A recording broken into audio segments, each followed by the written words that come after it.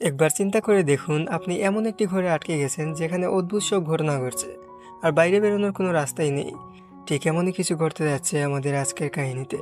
তো গল্পের শুরুতেই আমরা একটি বড় সাদা ঘর দেখতে পাই, যেখানে একজন লোক ঘুমাচ্ছিল। যখন তার চোখ খোলে তখন নিজেকেই বিশাল ফাঁকা ঘরে দেখে সে কিছুটা ভয় পেয়ে যায়, তাইও চারপাশে তাকাতে থাকে। যখন সে একটি দেয়ালের কাছে যায় তখন সেখানে দেখে যে দেয়াল থেকে কিছু একটা বেরিয়ে আছে।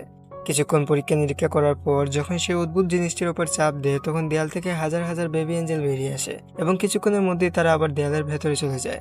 তবে তাদের শরীরের একটি অংশ বাইরে থেকে যায়। তখনই সেই লোকটি বুঝতে পারে যে অদ্ভুত দেখতে বস্তুটি আসলে কী ছিল। একটি আওয়াজ আমাদের জানায় যে জীবনের এই পর্যায়টিকে শিক্ষা বলা হয়। সেই বাটনের সত্যতা জানার পর সে নিজের আঙ্গুল ছুঁতে শুরু করে। তারপর সে জোরে জোরে চিৎকার করতে লাগে যাতে যদি কেউ আশেপাশে থাকে তবে যেন তাকে সাহায্য করে। কিন্তু যখন কোনো উত্তর এলো না তখন সে একে একে বিভিন্ন বাটন চাপতে শুরু করে। প্রতিটি বাটন চাপতেই ঘরের মধ্যে নতুন নতুন জিনিস পড়তে লাগে। কখনো বাটন চাপলে ব্রাশ বেরিয়ে আসতো, আর কখনো বেরিয়ে আসতো একটি বিশাল ফুলদানি। সে হিসাব করে দেখে যে একটি নির্দিষ্ট বাটন চাপলে একই জিনিস বারবার বের হয়। নিজের অনুমান পরীক্ষা করার জন্য সে একই বাটন বারবার চেপে চপস্টিকের একটি বিশাল স্তূপ তৈরি করে। কিন্তু পরের বাটন চাপতেই দ্রুত গতিতে একটি শপিং কার্ট বেরিয়ে আসে এবং জুড়ে তার পায়ে ধাক্কা দেয়, যার ফলে সে ব্যথায় চিৎকার করে ওঠে। এরপর সে আরেকটি বাটন চাপে এবং মুহূর্তের মধ্যে সেটি রূপান্তরিত হয়ে একটি শিশুর পাছায় বদলে যায়, যা তার মুখে পাদ মেরে দেয়। এরপর সে বিভিন্ন বাটন চাপতে শুরু করে এবং প্রচুর অদ্ভুত জিনিস জমিয়ে ফেলে। এখন সে একটি বল নিয়ে খেলছিল। খেলতে খেলতে হঠাৎ বলটি একটি বাটনে ধাক্কা দেয়, ফলে সেখান থেকে সুশি নামক একটি সুস্বাদু জাপানি খাবার বেরিয়ে আসে। সে খুব খুশি হয় কারণ ওর সত্যিই খুব ক্ষুধা লেগেছিল। সে ভাবতে লাগে যদি সুশির সাথে সয়া সসও পাওয়া যায় তাহলে তো মজাই হয়ে যাবে। কিন্তু বারবার বাটন চাপার পরেও শুধুমাত্র সুশি বের হতো, তাই সে যা পেয়েছিল তা চুপচাপ খেয়ে নেয়। সব খেয়ে ফেলার পর যখন সে আবার বাটন চাপে তখন তার সামনে একটি সয়া সসের বোতল এসে পড়ে। এতে সে রেগে গিয়ে বোতলটি ছুঁড়ে ফেলে দেয়। এরপর পরবর্তী বাটন চাপতেই তার সামনে একটি 3D চশমা এসে পড়ে, যা পড়ার পর সে তার সামনে একটি বেবি এঞ্জেল দেখে, যে তার বাটনের দিকে ইশারা করছিল। এটা দেখে সে খুব খুশি হয়ে যায় কারণ সে ভাবে যে সে এই ঘরের রহস্য সমাধান করে ফেলেছে। কিন্তু বাটন চাপতে একটি কাউন্টডাউন শুরু হয়। কাউন্টডাউনের শেষে দেয়াল থেকে একটি বিশাল পাছা বেরিয়ে আসে এবং তার মুখে পাদ মারে। এরপর কিছু বাটন চাপার পর সে একটি বই পায় যা তার কাছে খুব মজার লাগে। কয়েক ঘন্টার মধ্যে সে সেই বইয়ের প্রথম 5টি পার্ট পড়ে ফেলে। কিন্তু যখন সে ষষ্ঠ পার্টের জন্য বাটন চাপে তখন সপ্তম পার্ট বেরিয়ে আসে। পাগল হয়ে সে আরেকটি বাটন চাপে, কিন্তু সেখান থেকেও অষ্টম এবং নবম পার্ট বেরিয়ে আসে। বই পাওয়ার আশায় সে আরেকটি বাটন চাপে। তখন সে দেখতে পায় যে তার পেছনে একটি দরজা দেখা যাচ্ছে। এটি দেখে সে খুব খুশি হয় কারণ অবশেষে সে মনে করে যে ও বাইরে বেরিয়ে যেতে পারবে। কিন্তু আনন্দের মাঝেই সে ভুলে যায় যে কোন বাটনটি চাপার কারণে দরজা খুলেছিল। তাই সে এলোমেলোভাবে বিভিন্ন বাটন চাপতে শুরু করে। প্রথম বাটন চাপতেই একজন আফ্রিকান ব্যক্তি এক দেয়াল থেকে বেরিয়ে এসে অন্য দেয়ালের দিকে দৌড়ে যায়। দ্বিতীয় বাটন চাপতেই তার মাথার উপর পানি পড়তে লাগে। অবশেষে তৃতীয় বাটন চাপার পর দরজা খুলে যায়, কিন্তু যেই সে বাটন ছেড়ে দরজার দিকে এগোতে লাগে দরজাটি আবার বন্ধ হয়ে যায়। কয়েকবার চেষ্টা করার পর সে বুঝতে পারে যে যতক্ষণ পর্যন্ত বাটন চেপে ধরা থাকবে ততক্ষণই দরজাটি খুলে থাকবে। তাই সে দৌড়ানোর ভঙ্গিতে বাটনের উপর দাঁড়িয়ে পড়ে যেন দ্রুত দরজার কাছে পৌঁছাতে পারে। কিন্তু দরজার কাছে পৌঁছানোর আগেই সেটি আবার বন্ধ হয়ে যায়।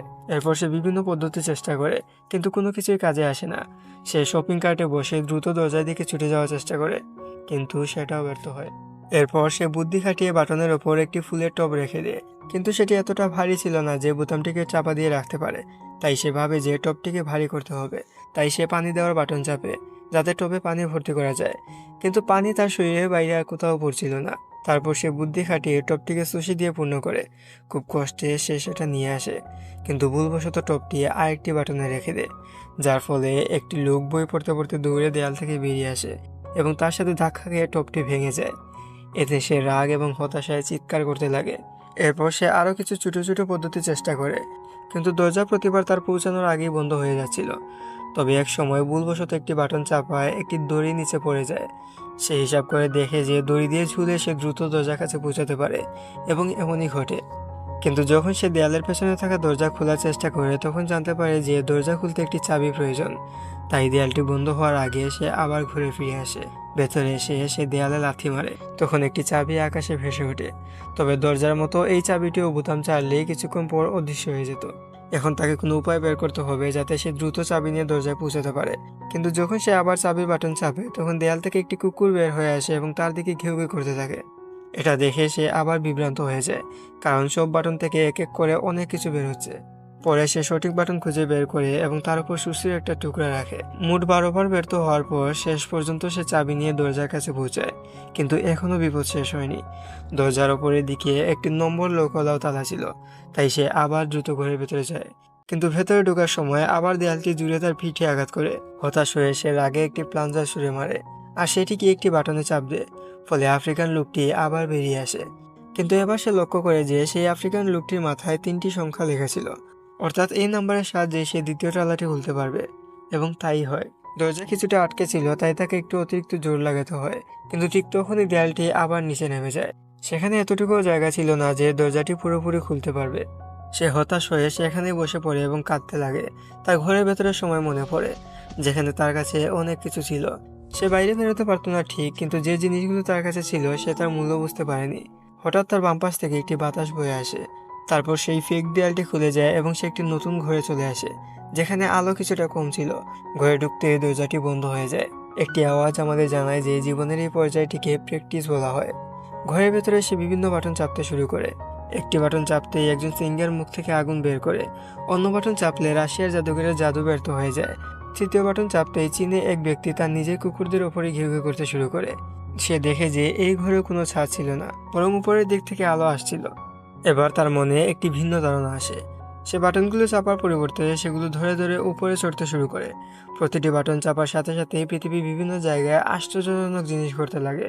কোথাও ফুল ফুটতে শুরু করে, কোথাও একটি হাতি হোঁচট খেয়ে পড়ে যায়, কোথাও মানুষ চাঁদে পৌঁছে যায়। যতক্ষণে সে উপরে পৌঁছায় তার দাড়ি ও চুল অনেক বড় হয়ে গিয়েছিল। এখন আর তার দেয়ালে ধরার প্রয়োজন ছিল না। এখন অ্যাঞ্জেলের মতো সেও আকাশে উঠতে শুরু করে। একটি আওয়াজ আমাদের জানায় যে সে সৃষ্টিকর্তার মর্যাদা অর্জন করেছে এবং পুরো পৃথিবী এখন তার নিয়ম অনুযায়ী চলবে। শেষ পর্যন্ত পৌঁছানোর পর তার চারপাশে সাদা পালা করতে লাগে, যা তাকে শেষ ঘরে নিয়ে যায়। এই ঘরের দেয়ালে পুরো পৃথিবীর মানচিত্র রাখা ছিল এবং সেখানে এখন পর্যন্ত সবচেয়ে শক্তিশালী বাটনটি ছিল। যখনই সে সেই বাটনটি চাপতে এগিয়ে যায় তখনই স্ক্রিন কালো হয়ে যায়, অর্থাৎ এখানে মুভিটি শেষ হয়।